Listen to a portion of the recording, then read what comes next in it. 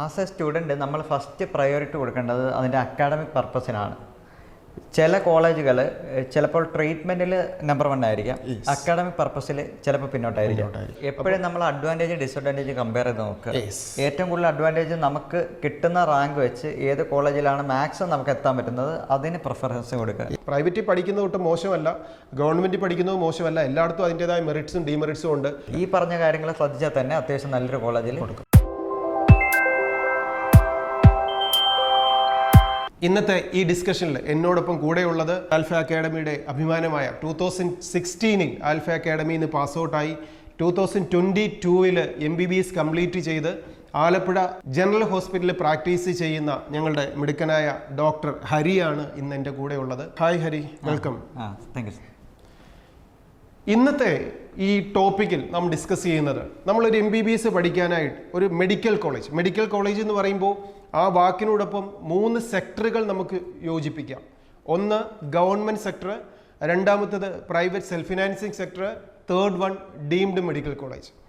അപ്പോൾ ഈ 3 സെക്ടറിൽ എവിടെയും ആവട്ടെ, ഇനി ഗവൺമെൻറ് സെക്ടറുകൾ തന്നെ എടുത്തു കഴിഞ്ഞാൽ ഇന്ത്യയിൽ തന്നെ ഏറ്റവും ടോപ്പ് മോസ്റ്റ് ക്യാമ്പസുകളായ AFMCയുടെ ക്യാമ്പസുകളാകട്ടെ, എയിംസിൻ്റെ ക്യാമ്പസ് ആവട്ടെ, ജിപ്മർ ആവട്ടെ, ഓരോ സ്റ്റേറ്റിലെയും ഗവൺമെൻറ് മെഡിക്കൽ കോളേജുകളാവട്ടെ, ഇത് ഏത് സെലക്ട് ചെയ്യുമ്പോഴും ഒരു ക്യാമ്പസ് സെലക്ട് ചെയ്യുമ്പോൾ ഈ MBBS എന്ന കോഴ്സ് പഠിക്കാൻ സെലക്ട് ചെയ്യുമ്പോൾ എന്തൊക്കെ കാര്യങ്ങളാണ് ശ്രദ്ധിക്കേണ്ടത് എന്നതിനെക്കുറിച്ച് നമുക്കൊന്ന് ഡിസ്കസ് ചെയ്യാം. അപ്പോൾ ഹരി, ആദ്യത്തെ ഒരു ചോദ്യം തന്നെ, 2016 നീറ്റ് എക്സാമിനേഷൻ പാസ്സായി ഒരു MBBSന് ഒരു മെഡിക്കൽ കോളേജ് സെലക്ട് ചെയ്ത് പഠിച്ചു. അങ്ങനെ ഈ 4.5 വർഷത്തെ കോഴ്സും 1 വർഷത്തെ ഇന്റേൺഷിപ്പും കഴിഞ്ഞ് ഇപ്പോൾ ഒരു ഹോസ്പിറ്റലിൽ പ്രാക്ടീസ് ചെയ്യുമ്പോൾ ഒരു MBBS പഠിക്കാനായിട്ട് ഒരു ക്യാമ്പസ് സെലക്ട് ചെയ്യുമ്പോൾ എന്തൊക്കെ കാര്യങ്ങൾക്കാണ് ഒരു പ്രയോറിറ്റി ഒരു വിദ്യാർത്ഥി അല്ലെങ്കിൽ ആ രക്ഷിതാവ് കൊടുക്കേണ്ടത്? ആദ്യം ഫസ്റ്റ് നമുക്കറിയാം, ഒരു നീറ്റ് എക്സാമിനേഷൻ ജയിച്ചതിന് ശേഷം ഒരു കാൻഡിഡേറ്റ് ഒരു ഗവൺമെൻറ് കോളേജിലേക്ക് അല്ലെങ്കിൽ പ്രൈവറ്റ് കോളേജിലേക്ക് ചെല്ലുമ്പോൾ നമുക്കറിയാം, സാധാരണ നമ്മളൊരു മെഡിക്കൽ കോളേജിലേക്ക് ചെല്ലുന്ന ഒരു പേഷ്യൻ്റ് ആയിട്ടാണ്. അതിന് മുമ്പ് വരെ ചെന്നിട്ടുള്ളത് പേഷ്യൻ്റ് ആയിട്ടാണ്. പക്ഷേ നമ്മളൊരു MBBS പഠിക്കാൻ ചെല്ലുന്നത് അവിടെ പഠിക്കാനുള്ളൊരു സ്റ്റുഡൻ്റ് ആയിട്ടാണ്. അപ്പോൾ നമ്മൾ അതിനെ അപ്രോച്ച് ചെയ്യുമ്പോൾ ഒരു പേഷ്യൻ്റ് ആയിട്ടല്ല അവിടെ ചെല്ലേണ്ടത്, ഒരു സ്റ്റുഡൻ്റ് ആയിട്ടാണ്. അങ്ങനെ ഒരു സ്റ്റുഡൻറ്റിൻ്റെ വ്യൂവിൽ നിന്നുകൊണ്ട് ഒരു മെഡിക്കൽ കോളേജ് സെലക്ട് ചെയ്യുമ്പോൾ ഫസ്റ്റ് എന്തായിരിക്കും മനസ്സിൽ ചിന്തിക്കേണ്ടത്? അതിനുശേഷം മനസ്സിലേക്ക് വരുന്ന ഓരോ ചിന്തകളും നമുക്കൊന്ന് ഡിസ്കസ് ചെയ്യാം. ഫസ്റ്റ് എന്താണ് ഹരിക്ക് നമുക്ക് വിദ്യാർത്ഥികളോടും പേരൻസിനോടും പറയാനുള്ളത്? നമ്മുടെ 2 ക്രൂഷ്യൽ ഘട്ടമാണ്. +2 കഴിഞ്ഞിട്ട് ഏത് കോഴ്സ് ചൂസ് ചെയ്യണം, ഏതെങ്കിലും ഒരു കോഴ്സ് കിട്ടിയാൽ തന്നെ ഏത് കോളേജ് ചൂസ് ചെയ്യണം. ഇത് രണ്ടും നമ്മളെ സംബന്ധിച്ചിടത്തോളം വലിയ വെല്ലുവിളിയാണ്. നമ്മുടെ ലൈഫിനെ തന്നെ ഡിസൈഡ് ചെയ്യുന്ന ഒരു വളരെ ഇമ്പോർട്ടൻ്റ് ആയിട്ടുള്ളൊരു കാര്യമാണ് ഈ 2 ഫാക്ടേഴ്സ്. കാരണം അതിൽ ആദ്യമേ കോഴ്സ് സെലക്ട് ചെയ്യുക എന്നുള്ള കാര്യമാണ്. MBBSന് നമുക്ക് ജോയിൻ ചെയ്യണമെങ്കിൽ എന്തായാലും എൻട്രൻസ് എഴുതാതെ നമുക്ക് ഒരു ഓപ്ഷൻ ഇല്ല. കാരണം എൻട്രൻസ് എഴുതി ക്ലിയർ ചെയ്ത ആളുകളോടാണ് നമ്മളിപ്പോൾ സംസാരിച്ചുകൊണ്ടിരിക്കുന്നത്. ഈ എൻട്രൻസ് എഴുതി ക്ലിയർ ചെയ്തവർ MBBS സെലക്ട് ചെയ്യുന്നത് ഏത് കോളേജിലാണ് എന്നുള്ളത് വളരെ വളരെ പ്രധാനപ്പെട്ട ഒരു കാര്യമാണ്. ഇതിൽ നമ്മൾ ശ്രദ്ധിക്കേണ്ട കുറച്ച് കാര്യങ്ങളുണ്ട്. അതായത് നമുക്ക് പ്രൈവറ്റ് കോളേജുണ്ട്, ഗവൺമെൻറ് കോളേജുണ്ട്, ഡീംഡ് യൂണിവേഴ്സിറ്റീസ് ഉണ്ട്. ഇതിൽ ഏത് കോളേജ് നമ്മൾ ചൂസ് ചെയ്താലും അതിൻ്റേതായ അഡ്വാൻറ്റേജസും ഉണ്ട്, ഡിസഡ്വാൻറ്റേജസും ഉണ്ട്. ഇതിൽ ഗവൺമെൻറ് കോളേജിൽ പഠിച്ചു കഴിഞ്ഞാലുള്ള ഗുണം എന്താണെന്ന് വെച്ച് കഴിഞ്ഞാൽ, ഞാൻ അങ്ങനെ ഒരു ചോദ്യം ചോദിക്കാനുള്ളൊരു കാര്യം, ഇപ്പോൾ ആൽഫ അക്കാഡമി 2024 നമ്മുടെ ഒരു സ്റ്റുഡൻറ്റ് ആദിത്യൻ മേപ്പുറത്ത് എന്നെ ഇന്നലെ വിളിച്ച് ചോദിച്ചു, സാർ നാളെ മുതൽ രജിസ്ട്രേഷൻ തുടങ്ങുകയാണ്. അപ്പോൾ 720ൽ 710 മാർക്കാണ് സ്കോർ ചെയ്തത്. അപ്പോൾ ആദ്യത്തിനെ സംബന്ധിച്ചിടത്തോളം ഇന്ത്യയിലെ ഏത് ക്യാമ്പസിലും, അത് AFMCയിലോ എയിംസിലോ ജിപ്മറിലോ എവിടെ വേണമെങ്കിലും അഡ്മിഷൻ കിട്ടും.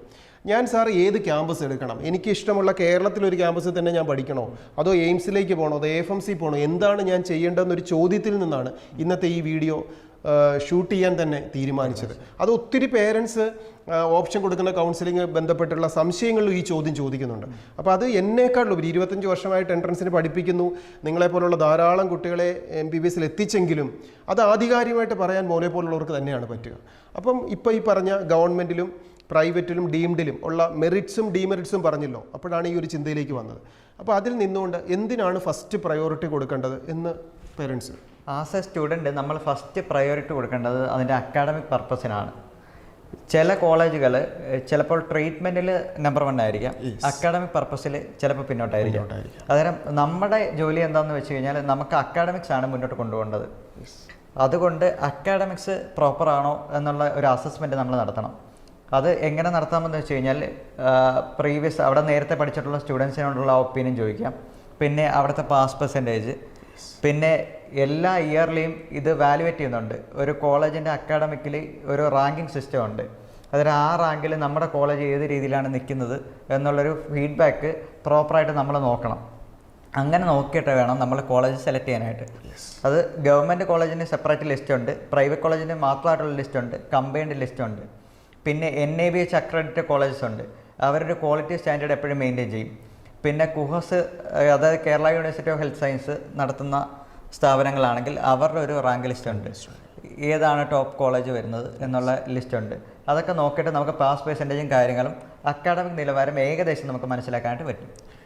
ഏറ്റവും ഇപ്പോൾ പ്രയോറിറ്റി കൊടുക്കേണ്ടത് അക്കാഡമിക്സിനാണ്. നമ്മളൊരു ട്രീറ്റ്മെൻറ്റിന് വേണ്ടിയിട്ടല്ല നമ്മൾ അവിടേക്ക് പോകുന്നത്, പഠിക്കാനാണ്. അപ്പോൾ അതുകൊണ്ട് തന്നെ അവിടുത്തെ പഠനം, അവിടുത്തെ ടീച്ചേഴ്സിൻ്റെ കെയർ അത്രയധികം നമുക്ക് കിട്ടും, എത്ര ഡിസിപ്ലിനോടെ നമ്മളെ പഠിപ്പിക്കും. ഇപ്പോൾ ഒരു കേരളത്തിലുള്ള 12 ഗവൺമെൻറ് മെഡിക്കൽ കോളേജുകളാണ് ഉള്ളത്. ആ 12 കോളേജിൽ തന്നെ അക്കാഡമിക്സ് എപ്പോഴും ലെവൽ ഡിഫറൻ്റ് ആണ്.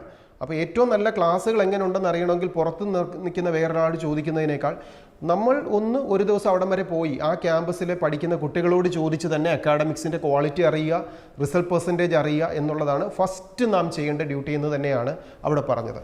ഇനി അക്കാഡമിക്സ് കഴിഞ്ഞാൽ പിന്നെ രണ്ടാമത് എന്തിനാണ് നമ്മൾ ഇമ്പോർട്ടൻസ് കൊടുക്കേണ്ടത്? അക്കാഡമിക്സ് കഴിഞ്ഞാൽ നമ്മൾ തീർച്ചയായിട്ടും ഒരു മെഡിക്കൽ സ്റ്റുഡൻറ്റിനെ സംബന്ധിച്ച് നമ്മൾ കൂടുതൽ പേഷ്യൻറ്റിനെ കാണുക എന്നുള്ളതാണ് ഏറ്റവും വലിയ കാര്യം. നമ്മൾ ടെക്സ്റ്റ് ബുക്കിൽ പഠിക്കുന്നതിനേക്കാൾ കൂടുതൽ നമുക്ക് പഠിക്കാൻ പറ്റുന്നത് പേഷ്യൻസിൽ നിന്നാണ്. അതുകൊണ്ട് പേഷ്യൻസ് കൂടുതലുള്ള ഹോസ്പിറ്റലിൽ പ്രിഫർ ചെയ്യുന്നതായിരിക്കും ഏറ്റവും നല്ലത്. ഞാൻ നേരത്തെ പറഞ്ഞ പോലെ ഗവൺമെൻറ് മെഡിക്കൽ കോളേജിലുള്ള ഏറ്റവും അഡ്വാൻറ്റേജ് അതാണ്. കുറേ പേഷ്യൻസ് അവിടെ കാണും. അതുകൊണ്ട് നമ്മൾ കാണുന്ന പേഷ്യൻറ്റുകളുടെ എണ്ണം കമ്പാരിറ്റീവ്ലി ഭയങ്കര കൂടുതലായിരിക്കും. അതിനനുസരിച്ച് നമ്മുടെ നോളജ് പയ്യെ കൂടിക്കൊണ്ടിരിക്കും. അതാണ് ഗവൺമെൻറ് മെഡിക്കൽ കോളേജ്. രണ്ടാമതായിട്ട് ഏറ്റവും ഇമ്പോർട്ടൻസ് കൊടുക്കേണ്ടത് പേഷ്യൻസിലോടാണ്. ഇപ്പം കേരളത്തിലെ 12 ഗവൺമെൻറ് മെഡിക്കൽ കോളേജുകളോ അല്ലെങ്കിൽ 20 പ്രൈവറ്റ് സെൽഫ് ഫിനാൻസിങ് കോളേജുകളോ അല്ലെങ്കിൽ ഒരു ഡീംഡ് യൂണിവേഴ്സിറ്റി എവിടെയാണ് നമ്മൾ പഠിക്കാൻ തീരുമാനിക്കുന്നതെങ്കിലും ഒരു പേഷ്യൻസ് ലോഡ് എപ്പോഴും കൂടുതലുള്ള, ബെഡ് സ്പേസുകൾ കൂടുതലുള്ള ക്യാമ്പസുകളിലാണ് നമ്മൾ പഠിക്കുന്നതെങ്കിൽ അത്രയധികം പേഷ്യൻസിനെ കാണാനും അത്രയും അധികം ആൾക്കാരോട് നമുക്ക് ഇൻട്രാക്ട് ചെയ്യാനും എക്സ്പീരിയൻസ് നേടാൻ പറ്റുമെന്ന് തന്നെയാണ് പ്രത്യേകിച്ച് ഇതൊരു പ്രൊഫഷണൽ കോഴ്സാണ്. അല്ലാതെ തിയറി പഠിച്ച് പരീക്ഷ പാസ്സായി A+ കിട്ടുന്ന ഒരു കോഴ്സല്ല. നമുക്കിവിടെ വേണ്ടത് പ്രൊഫഷണൽ എക്സ്പീരിയൻസ് ആണ്. അപ്പോൾ അതുകൊണ്ട് തന്നെ അത് ഏറ്റവും നല്ല രീതിയിൽ അച്ചീവ് ചെയ്യാൻ പറ്റുന്ന പേഷ്യൻസ് ലോഡിന് തന്നെയാണ് ഏറ്റവും കൂടുതൽ ഇമ്പോർട്ടൻസ് കൊടുക്കേണ്ടത്, രണ്ടാമതായി ഇമ്പോർട്ടൻസ് കൊടുക്കേണ്ടതെന്ന് തന്നെയാണ് ഇവിടെ ഹരി സൂചിപ്പിച്ചിരിക്കുന്നത്. ഗവൺമെൻറ് കോളേജിൽ എല്ലാവർക്കും അഡ്മിഷൻ കിട്ടത്തില്ല, കാര്യം സീറ്റിൻ്റെ എണ്ണം ലിമിറ്റഡ് ആണ്. അന്നേരം ഗവൺമെൻറ് കിട്ടിയില്ല എന്ന് പറഞ്ഞ് വിഷമിക്കേണ്ട കാര്യമില്ല. പേഷ്യൻ്റ് ലോഡ് കമ്പാരിറ്റീവ്ലി കൂടുതലുള്ള പ്രൈവറ്റ് മെഡിക്കൽ കോളേജസ് ചൂസ് ചെയ്യാവുന്നതാണ്. അത് നിങ്ങൾക്ക് വലിയ വ്യത്യാസമൊന്നും ഉണ്ടാക്കത്തില്ല. പിന്നെ പഠിക്കേണ്ടത് പ്രോപ്പറായിട്ട് പഠിക്കാനുള്ള പേഷ്യൻസ് ഉണ്ടെന്നുണ്ടെങ്കിൽ, അക്കാഡമിക്സും സ്ട്രോങ് ആണെന്നുണ്ടെങ്കിൽ വലിയ പ്രശ്നം വരാൻ സാധ്യത വളരെ. അവിടെ ഒരു ചോദ്യം ഇടയ്ക്ക് ഞാൻ ചോദിച്ചോട്ടെ, എല്ലാവരും ഒരു പ്രൈവറ്റ് സെൽഫ് ഫിനാൻസിങ് കോളേജുകളെ അല്ലെ പ്രൈവറ്റ് കോളേജുകളെ സെക്കൻഡ് ഗ്രേഡ് എന്ന് കാണുന്ന ഒരു രീതിയുണ്ട്. അതായത് ഒരു ഡോക്ടർ പ്രൈവറ്റ് കോളേജിൽ പഠിച്ചിട്ട് വരുന്ന ഒരു ഡോക്ടർക്ക് ഒരു ജോലി കിട്ടത്തില്ല, അല്ലെങ്കിൽ അവർ പുറകിലായിരിക്കും, അങ്ങനെ എന്തെങ്കിലും ഉണ്ടോ? ഞാൻ പഠിച്ചത് ഒരു പ്രൈവറ്റ് കോളേജിലാണ്, ബിലീവേഴ്സ് ചർച്ച് മെഡിക്കൽ കോളേജിലാണ് ഞാൻ പഠിച്ചത്. പക്ഷേ എന്നെ സംബന്ധിച്ചിടത്തോളം അവിടുത്തെ അക്കാഡമിക്സ് നല്ലതായിരുന്നു, അതേപോലെ പേഷ്യൻ്റ് ലോഡും നല്ലതായിരുന്നു. നമ്മളെ പഠിപ്പിച്ച ഫാക്കൽറ്റിയും നല്ല രീതിയിൽ തന്നെയാണ് നമുക്കൊരു ഗൈഡൻസ് തന്നത്. അതുകൊണ്ട് എൻ്റെ ജീവിതത്തിൽ പ്രത്യേകിച്ച് ബുദ്ധിമുട്ടുകളായിട്ടൊന്നും തോന്നിയിട്ടില്ല. ഒരു ഗവൺമെൻറ് മെഡിക്കൽ കോളേജിൽ പഠിച്ചിറങ്ങിയ സ്റ്റുഡൻറ്റിനോട് തന്നെ നമുക്ക് ആ ഒരു ലെവലിൽ തന്നെ നമുക്ക് ഇറങ്ങാൻ പറ്റിയിട്ടുണ്ട്. നേരെ മറിച്ച് നമ്മൾ ഈ അക്കാഡമിക് വീക്കായിട്ടുള്ള അല്ലെങ്കിൽ പേഷ്യൻ്റ് ലോഡ് കുറഞ്ഞുള്ള ഹോസ്പിറ്റലാണെങ്കിൽ അതിൻ്റെ ഡിഫിക്കൽട്ടി എന്തായാലും നമുക്കുണ്ടാകും. പിന്നെ പ്രാക്ടീസ് ചെയ്ത് മാത്രമേ നമുക്കത് കോമ്പൻസേറ്റ് ചെയ്യാൻ പറ്റുള്ളൂ. അതായത് പഠിച്ചു കഴിഞ്ഞതിന് ശേഷവും നമ്മളെ ജോലി ചെയ്യുന്ന സമയത്തും നമ്മൾ പഠിച്ചുകൊണ്ടിരിക്കേണ്ട ഒരു അവസ്ഥ വരും, ആ ഒരു ലെവലിൽ എത്താൻ വേണ്ടിയിട്ട്. അപ്പം പ്രൈവറ്റ് കോളേജിൽ നമ്മളൊരു പ്രൈവറ്റ് കോളേജ് എന്നുള്ളതിനെ ഒരിക്കലും ഡീഗ്രേഡ് ചെയ്യേണ്ട ആവശ്യമില്ല.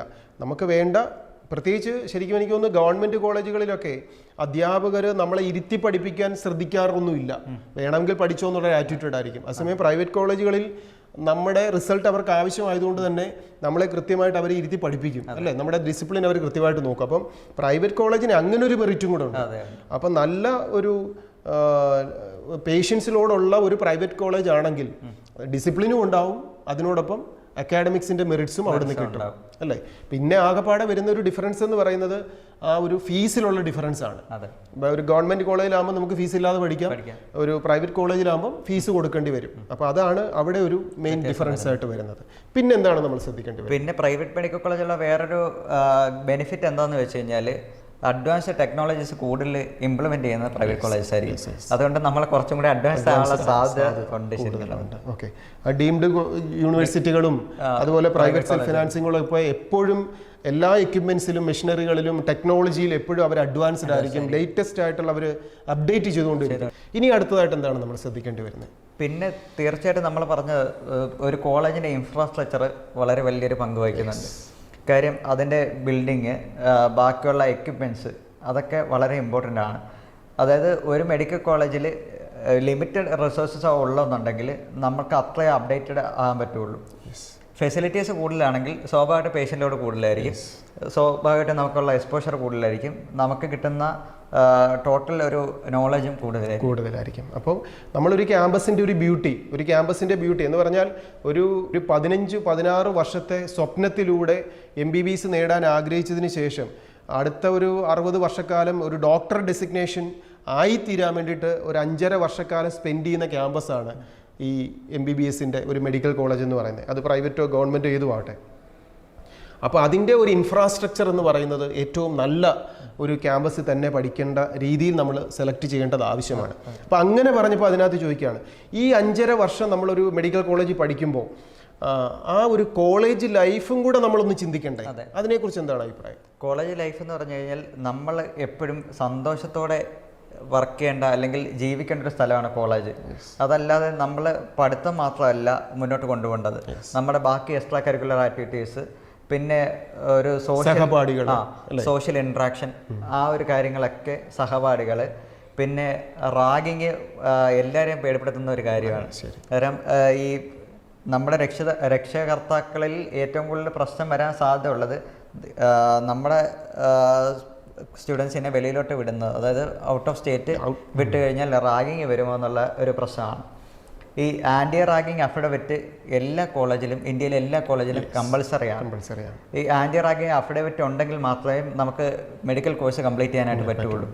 അതുകൊണ്ട് തന്നെ അത് പേടിക്കേണ്ട കാര്യങ്ങളില്ല. ആൻറ്റി റാഗിങ് ഭയങ്കര സ്ട്രോങ് ആണ്. അതുകൊണ്ട് അങ്ങനെ റാഗ് ചെയ്ത് പ്രശ്നം വരുന്നത് കമ്പാരിറ്റീവ് വളരെ കുറവാണ്. അപ്പോൾ അതൊരു ഗവൺമെൻറ് ക്യാമ്പസ് നമ്മൾ കേരളത്തിൽ തന്നെ ചൂസ് ചെയ്യണമെന്നോ, അല്ലെങ്കിൽ അതർ സ്റ്റേറ്റിൽ പോയി ഒരു ഗവൺമെൻറ് കോളേജിൽ പഠിക്കണമെന്നോ, അല്ലെങ്കിൽ പ്രൈവറ്റ് സെൽഫ് ഫിനാൻസിങ് കോളേജ് തന്നെ കേരളത്തിന് വിട്ട് അടുത്തൊരു സ്റ്റേറ്റിൽ പോയാലോ അവിടെ റാഗിങ് ഉണ്ടാകുമെന്ന് നമ്മൾ പേടിക്കേണ്ട ആവശ്യമൊന്നുമില്ല. അതുകൊണ്ട് ഞാൻ അഡ്മിഷൻ എടുക്കാതിരിക്കുന്നു എന്ന് പേടിക്കേണ്ട കാര്യമില്ല. പിന്നെ നമ്മുടെ സഹപാഠികൾ ഏറ്റവും നല്ല രീതിയിലുള്ള, പിന്നെ ഈ അങ്ങനെ പറഞ്ഞപ്പോൾ ഔട്ട്സൈഡിൽ നമ്മളിപ്പം കേരളത്തിലും എനിക്ക് അഡ്മിഷൻ കിട്ടും, അതർ സ്റ്റേറ്റിലും അഡ്മിഷൻ കിട്ടാനുള്ള ചാൻസ് ഉണ്ട്. അപ്പം ഞാൻ അതർ സ്റ്റേറ്റിൽ പഠിക്കുന്നതാണോ അതോ നമ്മുടെ ഹോം സ്റ്റേറ്റിൽ തന്നെ പഠിക്കുന്നതായിരിക്കുമോ കുറച്ച് നല്ലത്? അത് ആ കോളേജിനെ ഡിപ്പെൻഡ് ചെയ്യും. നമുക്ക് കേരളത്തിലെ എല്ലാ കോളേജും കിട്ടുകയാണെന്നുണ്ടെങ്കിൽ നമുക്ക് ബെസ്റ്റ് കോളേജ് സെലക്ട് ചെയ്യാൻ പറ്റും. ഔട്ട് ഓഫ് സ്റ്റേറ്റ് ചിലപ്പം അത്രയും ബെസ്റ്റ് കോളേജ് കിട്ടണമെന്നില്ല. ഇനി നേരെ തിരിച്ച് കേരളത്തിൽ അത്രയും ടോപ്പ് കിട്ടത്തില്ല, ഔട്ട് ഓഫ് സ്റ്റേറ്റിലാണ് കൂടുതൽ പ്രയോറിറ്റി, അല്ലെങ്കിൽ ഈ പറഞ്ഞ അക്കാഡമിക്സ്, കോളേജ് ലൈഫ്, നമ്മുടെ പേഷ്യൻ്റ് ലോഡ് ഉള്ള കാര്യങ്ങളെല്ലാം ഔട്ട് ഓഫ് സ്റ്റേറ്റ് ആണ് കേരളത്തെക്കാൾ ബെസ്റ്റ്. അതാണെന്നുണ്ടെങ്കിൽ അവർക്ക് അത് ഔട്ട് ചെയ്യാം. ഓക്കെ, ഇനി അതുപോലെ അതർ സ്റ്റേറ്റിൽ പഠിക്കുമ്പോൾ അവിടെ കുറച്ചുകൂടെ മെറിറ്റ്സുകൾ ഈ ലാംഗ്വേജിൻ്റെ ഫ്ലുവൻസി അല്ലേ, ലാംഗ്വേജിൻ്റെ ഫ്ലുവൻസി. ഈ അതർ സ്റ്റേറ്റിൽ പഠിച്ചാലുള്ള ഏറ്റവും വലിയ ഒരു ചലഞ്ച് എന്താണെന്ന് വെച്ച് കഴിഞ്ഞാൽ പേഷ്യൻ്റ് ഇൻട്രാക്ഷൻ ആണ്. ഓ ശരി. നമ്മൾ സാധാ സംസാരിക്കുന്ന ലാംഗ്വേജിലായിരിക്കും അവർ നമ്മളോട് കമ്മ്യൂണിക്കേറ്റ് ചെയ്യുക, അതായത് പേഷ്യൻസ് സംസാരിക്കുക, ലോക്കൽ ലാംഗ്വേജിലായിരിക്കും സംസാരിക്കുക. എല്ലാ കാര്യങ്ങളും നമുക്ക് മനസ്സിലാവണമെന്നില്ല, പിന്നെ പോകെ നമുക്ക് മനസ്സിലാകത്തുള്ളൂ. അന്നേരം ഇനിഷ്യൽ ഡേയ്സ് നമുക്ക് ഭയങ്കര ചലഞ്ചിങ് ആയിരിക്കും. അതിനെ ഓവർകം ചെയ്ത് മുന്നോട്ട് പോകാന്നുള്ള കാര്യം മാത്രമേ. ഓവർകം ചെയ്ത് മുന്നോട്ട് പോയി കഴിഞ്ഞാൽ ഡിഫറെന്റ് ലാംഗ്വേജിലുള്ള ഒരു എക്സ്പീരിയൻസ് കിട്ടും നമുക്ക് കിട്ടുന്നത്. ഓക്കെ, അപ്പോൾ അതർ സ്റ്റേറ്റ് ചൂസ് ചെയ്യുന്നവർക്ക് ഒരു ലാംഗ്വേജ് ഒന്നല്ല പല ലാംഗ്വേജ്, ഇപ്പോൾ ജിബ്ബറിന്റെ ക്യാമ്പസിലൊക്കെയാണ് പഠിക്കുന്നതെങ്കിൽ ഇന്ത്യയിലെ പല സ്റ്റേറ്റിൽ നിന്നുള്ള കുട്ടികളായിരിക്കും അവിടെ പഠിക്കുന്നത്. അപ്പോൾ അവരുമായിട്ട് ഇൻട്രാക്ട് ചെയ്യുന്നതിലുള്ള എക്സ്പീരിയൻസ്, ദെൻ അവിടുത്തെ പേഷ്യൻസുമായിട്ട് ഇൻട്രാക്ട് ചെയ്യുമ്പോൾ, അല്ലെ അതുപോലെ എയിംസിലാണെങ്കിലും AFMCയിലാണെങ്കിലും ഒക്കെ അതർ സ്റ്റേറ്റിൽ പഠിക്കുമ്പോൾ എപ്പോഴും ലാംഗ്വേജിൻ്റെ ഒരു എക്സ്പീരിയൻസ് കൂടെ കിട്ടും. പിന്നെ ഈ പഠനം എന്ന് പറയുന്ന 5.5 വർഷം, ഇപ്പോൾ നമുക്കറിയാം, ഞാൻ ഈ വിദ്യാർത്ഥികളൊക്കെ പറഞ്ഞു കേട്ടിട്ടുള്ളതാണ്. ഇപ്പോൾ നമ്മളൊരു ക്യാമ്പസിൽ പഠിക്കുന്ന സമയത്ത് എല്ലാ എക്സ്പെരിമെൻസിനും വേണ്ട രീതിയിലുള്ള ഒരു ബ്ലഡ് ചിലപ്പോൾ കിട്ടിയില്ലെങ്കിൽ ഫ്രണ്ട്സിൻ്റെ കയ്യിൽ നിന്ന് ബ്ലഡ് എടുത്തിട്ട് ടെസ്റ്റ് ചെയ്യുക, അങ്ങനെയൊക്കെ ഉണ്ടോ? അങ്ങനെയൊക്കെ ചെയ്യാറുണ്ടോ? അങ്ങനെ നമ്മൾ ഫസ്റ്റ് ഇയറിൽ നമുക്ക് ഫിസിയോളജി പ്രാക്ടിക്കൽ ഉണ്ട്, അതിൽ ഹെമറ്റോളജി എന്ന സെക്ഷൻ ഉണ്ട്. അതായത് യൂഷ്വലി നമ്മളെ സ്വന്തം രക്തം എടുത്ത് തന്നെയായിരിക്കും നമ്മൾ പരിശോധിക്കാറ്. അത് പ്രത്യേകിച്ച് തെറ്റൊന്നുമില്ല. പിന്നെ നമുക്ക് അല്ലാതെ നമ്മുടെ ക്ലിനിക്സിൽ കയറുന്ന സമയത്ത് നമ്മളെ പേഷ്യൻ്റെ ബ്ലഡ് വിഡ്രോ ചെയ്യാം, ബാക്കിയുള്ള ടെസ്റ്റുകളൊക്കെ ചെയ്യാം, അങ്ങനത്തെ കാര്യങ്ങളൊക്കെ ചെയ്യാൻ പറ്റും. പത്തോളജിക്ക് നമുക്ക് സെപ്പറേറ്റ് ഇന്റേൺഷിപ്പിന് ഫ്രണ്ട്സിന്റെ കയ്യിൽ നിന്നൊക്കെ അങ്ങനെ ബ്ലഡ് എടുത്തിട്ട് ടെസ്റ്റ് ചെയ്യാറുണ്ടോ? ഫ്രണ്ട്സിന്റെ കയ്യിൽ നിന്ന് നമ്മളെ വേണമെന്നുണ്ടെങ്കിൽ ചെയ്യാവുന്നേ ഉള്ളൂ. അതായത് നമ്മൾ ഒരു നല്ല ഒരു എന്താ പറയാ പഠനമല്ല, അവിടെ ലൈഫാണ് അല്ലേ, നല്ലൊരു ഫ്രണ്ട്സിന്റെ ബോണ്ടിങ് കൂടെ ഉള്ള ഒരു. പിന്നെ ബേസിക്കലി ക്ലിനിക്കൽ എക്സാമിനേഷൻ നമ്മൾ പഠിക്കുന്നത് നമുക്ക് പേഷ്യന്റ് ഇല്ല, നമ്മളെ ഹോസ്റ്റലിലൊക്കെയാണ് ഇരിക്കുന്ന സമയത്ത് നമ്മൾ അങ്ങോട്ടും ഇങ്ങോട്ടും ആദ്യമേ നോർമലി പഠിച്ചിട്ടാണ് നമ്മൾ അബ്നോർമലി പഠിക്കുന്നത്. കാരണം നമ്മൾ കരുതുന്ന ഫ്രണ്ട്സ് നോർമലായിരിക്കുമെന്ന് വിചാരിച്ച് നമ്മൾ ഫ്രണ്ട്സിനെയാണ് ആദ്യമേ എക്സാം ചെയ്ത് പഠിക്കുന്നത്. ഇപ്പോൾ ഈ ഡോക്ടർ എന്ന് പറയുമ്പോൾ 3 സെക്ഷൻ ആണല്ലോ അതിനകത്ത് നമ്മൾ പഠിക്കേണ്ടത്, അനാട്ടമി, ഫിസിയോളജി, പിന്നെ ബയോകെമിസ്ട്രി അല്ലേ. അപ്പോൾ ഈ 3 സെക്ഷനിലും ആദ്യം നിങ്ങൾ തമ്മിൽ ഉള്ള ഒരു എക്സ്പീരിയൻസിലൂടെ ഇത് കാര്യങ്ങൾ മനസ്സിലാക്കിക്കൊണ്ട് പരസ്പരം ഡിസ്കഷനും ഞങ്ങൾ പരസ്പരം എക്സാമിൻ ചെയ്ത് നോക്കും. എക്സാമിൻ ചെയ്ത് നോക്കിയിട്ടാണ് അപ്പൊ അങ്ങനെ നല്ലൊരു ബോണ്ടിങ് ഉള്ള ഫ്രണ്ട്സും ഒരു ലൈഫും കിട്ടുന്ന ഒരു ക്യാമ്പസും കൂടെ ഒക്കെ ആയിരിക്കണം ഇതിന് പഠിക്കാൻ സെലക്ട് ചെയ്യുന്നത്. നമ്മൾ അങ്ങനെ ഒരു മൈൻഡ് സെറ്റോടുകൂടി അങ്ങോട്ട് ചെല്ലുകയും വേണം. ഇപ്പോൾ പിന്നെ നമുക്ക് ആ കോളേജിന്റെ ഡീറ്റെയിൽസ് ആക്സസ് ചെയ്യാൻ ഭയങ്കര എളുപ്പമാണ്. കാര്യം സോഷ്യൽ മീഡിയ ഒക്കെ അത്രയും സജീവമാണ്. നമുക്ക് പിന്നെ അവിടെ പഠിച്ച സ്റ്റുഡൻസിന്റെ ലിസ്റ്റ് എടുക്കാൻ സൗകര്യമാണ്. നമുക്ക് കമ്മ്യൂണിക്കേഷൻ ഭയങ്കര എളുപ്പമാണ്. അതുകൊണ്ട് തന്നെ അവിടെ പഠിച്ചിട്ടുള്ള സ്റ്റുഡൻസിനോട് ചോദിച്ചാൽ കുറച്ചും കൂടി ഡീറ്റെയിൽസ് ആ കോളേജിനെ പറ്റി നമുക്ക് കിട്ടും, മനസ്സിലാക്കാൻ പറ്റും. ഈ കാര്യങ്ങൾ നമ്മൾ ഡീറ്റെയിൽ ആയിട്ട് ചോദിച്ചാൽ മതി. അവിടെ എന്തൊക്കെ ഫെസിലിറ്റീസ് ആണുള്ളത്, സ്റ്റുഡൻസിനോടുള്ള ഇൻട്രാക്ഷൻ എങ്ങനെയുണ്ട്, ഫാക്കൽറ്റീസ് എങ്ങനെയുണ്ട്, പേഷ്യൻറ്റോട് എങ്ങനെയുണ്ട് എന്നുള്ള കാര്യങ്ങൾ നമുക്ക് വേണമെങ്കിൽ നേരിട്ട് അന്വേഷിക്കാൻ പറ്റും. അതല്ലാന്നുണ്ടെങ്കിൽ ഇതേപോലെ ആ കോളേജിൽ പഠിച്ച ആരോടെങ്കിലും അന്വേഷിക്കാവുന്നത് നമുക്ക് മനസ്സിലാക്കാൻ പറ്റും. ഇനിയിപ്പോൾ ചില ക്യാമ്പസുകളിൽ ഇപ്പം നമുക്കറിയാം 4.5 വർഷവും പിന്നെ 1 വർഷത്തെ ഇന്റേൺഷിപ്പും കഴിഞ്ഞു കഴിഞ്ഞാൽ ബോണ്ടുള്ള മെഡിക്കൽ കോളേജുകളുണ്ടല്ലോ പല ക്യാമ്പസുകളിലും. അങ്ങനെ ഇപ്പം നമ്മളൊരു ക്യാമ്പസ് സെലക്ട് ചെയ്യുമ്പം അങ്ങനൊരു കാര്യം, ഞാൻ പഠിച്ച് കഴിഞ്ഞതിന് ശേഷവും ഒരു നിശ്ചിത പീരീഡ് ബോണ്ട് ചെയ്യേണ്ടി വന്നാൽ അത്രയും നാളും കൂടെ ഞാൻ അതിൻ്റെ ഇതിലായി പോകുമല്ലോ. അപ്പോൾ ഒരു ക്യാമ്പസ് സെലക്ട് ചെയ്യുമ്പോൾ അങ്ങനെയുള്ള കാര്യങ്ങളോട് ശ്രദ്ധിക്കണം. ഓക്കെ. അപ്പോൾ ഇന്ത്യയിൽ തന്നെ പല ക്യാമ്പസുകളിൽ നമുക്കറിയാം, ഇപ്പോൾ ഒരു ഓരോ ക്യാമ്പസിലും നമ്മൾ ഏത് ക്യാമ്പസാണോ സെലക്ട് ചെയ്യുന്നത്, അത് പ്രൈവറ്റ് സെൽഫ് ഫിനാൻസ് ഇൻസ്റ്റിറ്റ്യൂട്ടിൽ അല്ലെങ്കിൽ ഡീംഡിൽ, അല്ലെങ്കിൽ അതേപോലെ ഇപ്പം ജിപ്മറിൻ്റെ ക്യാമ്പസിൽ പഠിച്ചാൽ, അതുപോലെ CMC വെല്ലൂരിൻ്റെ ക്യാമ്പസിൽ പഠിച്ചാൽ, അങ്ങനെ ഓരോ ക്യാമ്പസിൽ പഠിക്കുമ്പോൾ ആ ക്യാമ്പസിൻ്റേതായ കുറച്ച് റൂൾസ് ആൻഡ് റെഗുലേഷൻസ് ഉണ്ട്, പ്രത്യേകിച്ച് ബോണ്ടിനെ ബേസ് ചെയ്ത്. അത് നമ്മുടെ കോഴ്സ് കംപ്ലീറ്റ് ചെയ്ത് കഴിഞ്ഞാലും അവിടെ ബോണ്ടും കൂടെ ചെയ്ത് കഴിഞ്ഞാൽ മാത്രമേ നമുക്ക് പുറത്തേക്ക് പോരാൻ പറ്റുള്ളൂ, അല്ലെങ്കിൽ അതിനനുസരിച്ചുള്ള കോമ്പൻസേഷൻ കൊടുക്കേണ്ടി വരും. അപ്പോൾ അങ്ങനെയുള്ള കാര്യങ്ങളും നമ്മളൊരു കോളേജ് ക്യാമ്പസ് സെലക്ട് ചെയ്യുമ്പോൾ അതും ശ്രദ്ധിക്കേണ്ടി വരും. ഓക്കെ. ദെൻ ഇനി എന്താണ് ഇങ്ങനെ ഒരു ക്യാമ്പസിനെ കുറിച്ച് ശ്രദ്ധിക്കണം? അത് ആദ്യം നമ്മൾ പറഞ്ഞു, അക്കാഡമിക്സ് ശ്രദ്ധിക്കണം, പിന്നെ ക്യാമ്പസിൻ്റെ റിസൾട്ടിനെ കുറിച്ച്, ഇൻഫ്രാസ്ട്രക്ചറിനെ കുറിച്ച്, പേഷ്യൻസിൻ്റെ ലോഡിനെ കുറിച്ച്, പിന്നെ ഒരു കോളേജ് ലൈഫ് തന്നെ ഏറ്റവും ബെസ്റ്റായിട്ട് എൻജോയ് ചെയ്യാൻ പറ്റുന്ന ഒരു എൻവറോൺമെൻറ്റ് ആയിരിക്കണമെന്ന് നമ്മൾ പറഞ്ഞു. അപ്പോൾ ഇത്രയും കാര്യങ്ങളിലൂടെ നമ്മൾ പോയി ഒരു ക്യാമ്പസ് സെലക്ട് ചെയ്യുമ്പോൾ എന്തൊക്കെ ശ്രദ്ധിക്കണം എന്നുള്ള കാര്യം. ഇനി ഫൈനലി എന്താണ് ഇപ്രാവശ്യത്തെ 2024 ജയിച്ച വിദ്യാർത്ഥികളോട് അല്ലെ രക്ഷിതാക്കളോട് എന്താണ് ഹരിക്ക് പറയാനുള്ളത്? ഈ MBBS എന്ന് പറഞ്ഞാൽ വലിയൊരു അച്ചീവ്മെൻറ്റ് നേടിയിട്ടുള്ള ആളുകളാണ് ഈ കണ്ടുകൊണ്ടിരിക്കുന്ന സ്റ്റുഡൻസ് എല്ലാം തന്നെ. ഇനി അവർ ചെയ്യേണ്ട കാര്യം എന്താ വെച്ചാൽ, നമ്മുടെ ലൈഫ് മുന്നോട്ട് പോകുന്നത് നമ്മുടെ ഈ ഒരു പ്രൊഫഷൻ വെച്ചിട്ടാണ്. ആ പ്രൊഫഷൻ നമ്മളെ കൊണ്ട് പറ്റുന്ന ബെസ്റ്റ് കോളേജ് ചൂസ് ചെയ്യുക എന്നുള്ളതാണ്. അതിൽ ഈ പറഞ്ഞ കാര്യങ്ങളെല്ലാം തന്നെ നമ്മൾ ശ്രദ്ധിക്കേണ്ടതായിട്ടുണ്ട്. പിന്നെ ഞാൻ എൻ്റെ ഒരു പേഴ്സണൽ എക്സ്പീരിയൻസും കൂടി പറഞ്ഞോട്ടെ. ഞാൻ പഠിച്ച ബിലീവേഴ്സ് ചർച്ച് മെഡിക്കൽ കോളേജ് തിരുവല്ലയിലാണ് പഠിച്ചത്. അവിടെ എന്താണെന്ന് വെച്ചാൽ ചെയ്യുന്നത്, കമ്മ്യൂണിറ്റി മെഡിസിൻ ഡിപ്പാർട്ട്മെൻറ്റ് നമ്മളെ സെക്കൻഡറി ഹോസ്പിറ്റൽ പോസ്റ്റിംഗ് ഉണ്ട്. അതായത് സെക്കൻഡ് ഇയർ സ്റ്റുഡൻസിനെ നമ്മൾ ഔട്ട് ഓഫ് സ്റ്റേറ്റ്, കേരളയിൽ നിന്ന് വെളിയിലോട്ട് നമുക്ക് പോസ്റ്റിംഗ് എന്നെ വിടാറുണ്ട്. അന്നേരം നമുക്ക് ഔട്ട് ഓഫ് സ്റ്റേറ്റ് ഒരു എക്സ്പോഷർ കിട്ടുന്നുണ്ട്. പിന്നെ പോരാത്തതിന് നമ്മുടെ ഇന്റേൺഷിപ്പിൻ്റെ സമയത്ത് കമ്മ്യൂണിറ്റി മെഡിസിൻ പോസ്റ്റിംഗ് ഉണ്ട്. ആ സമയത്ത് നമ്മൾ 1 മാസത്തിലധികം വേറൊരു സ്റ്റേറ്റിൽ പോയി വർക്ക് ചെയ്യാറുണ്ട്. അന്നേരം നമുക്ക് കിട്ടുന്ന എക്സ്പോഷർ ഭയങ്കര കൂടുതലാണ്. അതായത് ഗവൺമെന്റ് പ്രൈവറ്റും തമ്മിലുള്ള വ്യത്യാസം പറയുന്ന സമയത്ത് ഇതേപോലെ ചെറിയ ചെറിയ വ്യത്യാസങ്ങൾ ഓരോ കോളേജുകളും ഉണ്ട്. ചെറിയ വ്യത്യാസമല്ല, ഇത് വലിയ വ്യത്യാസം തന്നെയാണ്. അതുകൊണ്ട് നമുക്ക് കിട്ടുന്ന കോൺഫിഡൻസ് ഭയങ്കര കൂടുതലാണ്. ഈ പ്രൈവറ്റ് കിട്ടത്തോളം എന്ന് പറഞ്ഞാൽ വിഷമിച്ച് നിൽക്കുന്ന ആളുകളുണ്ട്. അന്നേരം ഇത്തരം അഡ്വാൻറ്റേജസ് ചിലപ്പോൾ ഗവൺമെന്റ് സെക്ടറിൽ നിന്ന് കിട്ടണമെന്നില്ല, പ്രൈവറ്റ് കോളേജസ് കിട്ടും. അപ്പോൾ നമുക്ക് കിട്ടുന്ന കോഴ്സ് ഏതുമാവട്ടെ അതൊരു നല്ല ക്യാമ്പസിൽ പഠിക്കുക. അത് പ്രൈവറ്റിൽ ഉണ്ടാകുന്ന മെറിറ്റുകളെ കുറിച്ച് നമുക്ക് മനസ്സിലാക്കാം, ഗവൺമെന്റ് കോളേജുകളുടെ മനസ്സിലാക്കുക, ഡീംഡ് കോളേജുകളുടെ മനസ്സിലാക്കുക. ഇതിനോടൊപ്പം എല്ലായിടത്തും അതിൻ്റേതായ ഡീമെറിറ്റ്സ് ഉണ്ട്. ഇനി എനിക്ക് ഒരു കാര്യം കൂടി ഇതിനകത്ത് സൂചിപ്പിക്കാനുള്ളത്, എനിക്ക് തോന്നുന്നു പ്രൈവറ്റ് കോളേജ് പഠിച്ചു വരുന്ന വിദ്യാർത്ഥികൾക്ക്, ഇപ്പോൾ ഗവൺമെൻറ് കോളേജിലൊക്കെ ഈ ഹൗസ് സർജൻസി പീരീഡ് എന്നൊക്കെ പറഞ്ഞാൽ നല്ല ടൈറ്റിലായിരിക്കും പോകുന്നത്. അസമയം ഹൗസ് സർജൻസി പീരീഡിൻ്റെ ഒരു സമയത്ത് പ്രൈവറ്റിലൊക്കെ പഠിച്ചവർക്ക് കുറച്ചുകൂടെ റിലാക്സ്ഡ് ആയിരിക്കും തോന്നുന്നു. അതുകൊണ്ട് തന്നെ PG എക്സാമിനേഷന് വേണ്ടിയിട്ടുള്ള പ്രിപ്പറേഷനൊക്കെ പ്രൈവറ്റിൽ പഠിച്ചവർക്ക് കുറച്ചുകൂടി ഈസി ആണെന്ന് എനിക്ക് തോന്നുന്നു അല്ലേ. ഇപ്പോൾ ഒരു PGയുടെ എൻട്രൻസ് എക്സാം വിജയിക്കുന്ന ഒരു പെർസെൻറ്റേജ് നോക്കിയാൽ പ്രൈവറ്റിൽ പഠിക്കുന്ന വിദ്യാർത്ഥികളാണെന്ന് തോന്നുന്നു കുറച്ചുകൂടെ കൂടുതൽ അല്ലേ ഷൈൻ ചെയ്യുന്നത്, മാർക്ക് സ്കോർ ചെയ്യുന്നത്. അപ്പോൾ പ്രൈവറ്റിൽ പഠിക്കുന്നത് തൊട്ട് മോശമല്ല, ഗവൺമെൻറ് പഠിക്കുന്നത് മോശമല്ല, എല്ലായിടത്തും അതിൻ്റെതായ മെറിറ്റ്സും ഡിമെറിറ്റ്സും ഉണ്ട്. എപ്പോഴും നമ്മൾ അഡ്വാൻറ്റേജ് ഡിസഡ്വാൻറ്റേജ് കമ്പയർ ചെയ്ത് നോക്കുക. ഏറ്റവും കൂടുതൽ അഡ്വാൻറ്റേജ് നമുക്ക് കിട്ടുന്ന റാങ്ക് വെച്ച് ഏത് കോളേജിലാണ് മാക്സിമം നമുക്ക് എത്താൻ പറ്റുന്നത് അതിന് പ്രിഫറൻസ് കൊടുക്കുക. അതിൽ നിങ്ങൾ ഗവൺമെൻറ് ആണോ പ്രൈവറ്റ് ആണോ ഡീംഡ് ആണോ ആ ഒരു വ്യത്യാസം കൺസിഡർ ചെയ്യേണ്ട കാര്യമില്ല. ഈ പറഞ്ഞ കാര്യങ്ങൾ ശ്രദ്ധിച്ചാൽ തന്നെ അത്യാവശ്യം നല്ലൊരു കോളേജിൽ കൊടുക്കും. പിന്നെ അതിനകത്ത് ഫീസ് നമ്മുടെ കുടുംബത്തിൻ്റെ ഒരു ബാക്ക്ഗ്രൗണ്ടൂടെ നോക്കണം.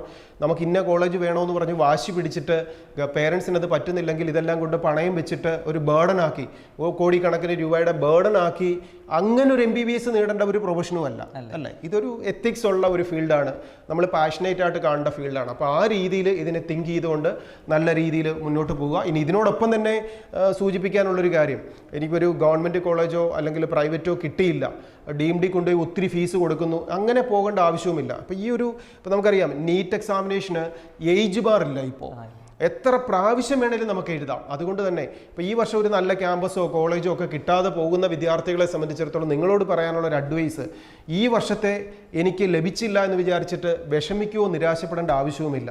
ഇനിയും നമ്മുടെ മുമ്പിൽ അവസരമുണ്ട്. 2025 നിങ്ങളുടെ ഇയറാക്കി മാറ്റാം. എന്ത് ചെയ്താൽ മതി? NCERTയുടെ text book 11th 12th portions നന്നായിട്ട് പഠിച്ചാൽ മതി. അപ്പോൾ അങ്ങനെ പഠിച്ച് നല്ലൊരു വിജയത്തിലേക്ക് എത്താനും നിങ്ങൾ ഈ വർഷം സാധിക്കാത്ത വിദ്യാർത്ഥികൾക്ക് മുന്നോട്ട് സാധിക്കട്ടെ. ഇനി എൻട്രൻസ് മേഖലയിലുള്ള പുതിയ പുതിയ അപ്ഡേറ്റ്സുമായിട്ട് നമുക്ക് വീണ്ടും കാണാം. ഈ ചാനൽ സബ്സ്ക്രൈബ് ചെയ്യുന്നതിലൂടെ നിങ്ങൾക്ക് ഇതെല്ലാം അപ്ഡേറ്റ്സ് കൃത്യമായിട്ട് ലഭിച്ചുകൊണ്ടിരിക്കും. ഇനി മുന്നോട്ട് 2024 എൻട്രൻസിൻ്റെ ഓൺലൈൻ പ്രോസസ്സിംഗ് ടൈമിലോ അതുപോലെ 2025 എൻട്രൻസിന് വേണ്ടിയിട്ടുള്ള പ്രിപ്പറേഷനോ ഏതുമാവട്ടെ, നിങ്ങളുടെ ഓരോ സമയത്തും നിങ്ങളെ ഹെൽപ്പ് ചെയ്യാൻ ആൽഫ അക്കാഡമി കൂടെ ഉണ്ട്. എന്താവശ്യങ്ങൾക്കും ആൽഫയിലേക്ക് വിളിക്കാം. സപ്പോർട്ട് ചെയ്യാൻ ആൽഫ അക്കാഡമി കൂടെ ഉണ്ടാവും. ഇന്നത്തെ ഈ ഒരു സെഷന് നമ്മളോടൊപ്പം ജോയിൻ ചെയ്ത ഡോക്ടർ ഹരിക്ക് ഒത്തിരിയധികം സന്തോഷവും സ്നേഹവും ആൽഫ അക്കാഡമിയുടെ ഭാഗത്തു നിന്ന് ആശംസിക്കുകയും ചെയ്യുന്നു. Okay Hari, okay, best wishes.